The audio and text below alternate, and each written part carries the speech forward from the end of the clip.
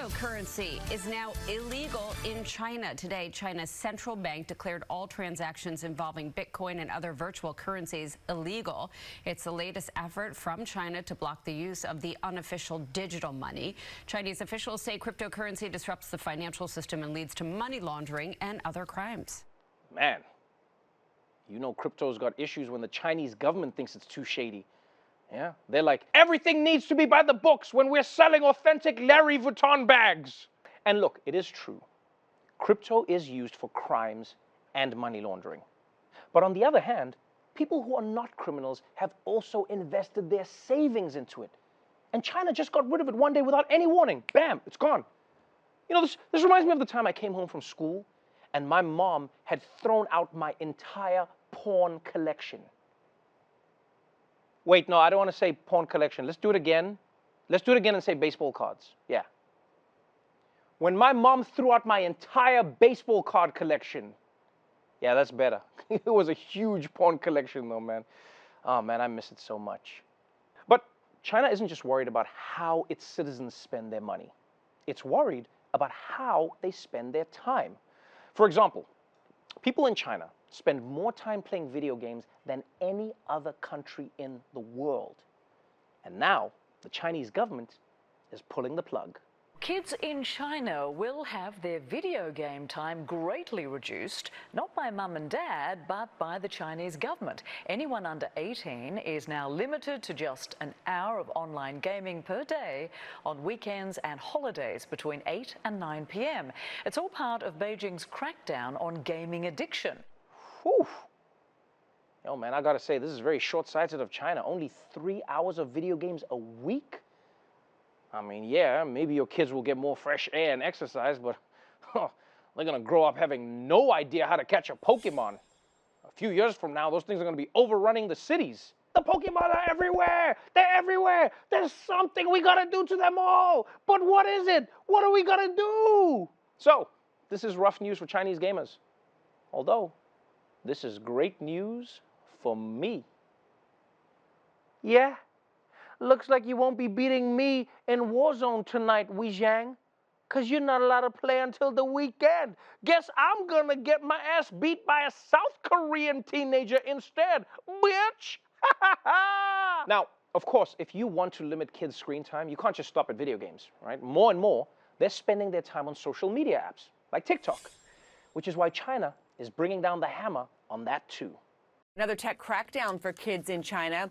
Douyin, that's China's version of TikTok, it's limiting users under 14 years old to only 40 minutes a day. The youth mode will also restrict kids under the age of 14 to use the app between 6 a.m. and 10 p.m. The app will be inaccessible to those users outside of those hours. It applies to all users who are registered with their real names and age. Wait. Douyin is China's version of TikTok? I thought TikTok was China's version of TikTok. Am I the only one who thought this? But this is bad news for Douyin. I mean, if kids can only be online for 40 minutes a day, then the only people left on your app are going to be old people. Let's be honest, you don't need 2 Facebooks. And look, I'm not one of those people who thinks China made TikTok so that they could steal everyone's data and spy on their dance moves. But you have to admit, it is a little weird that they got the rest of us addicted everywhere in the world, and then they turn to their kids like, okay, you guys stop now. Why? Shh, we'll tell you later. The rest of us are just there like. But aside from video games and social media, there's another obsession that China is particularly nervous about. And that's celebrity fan culture.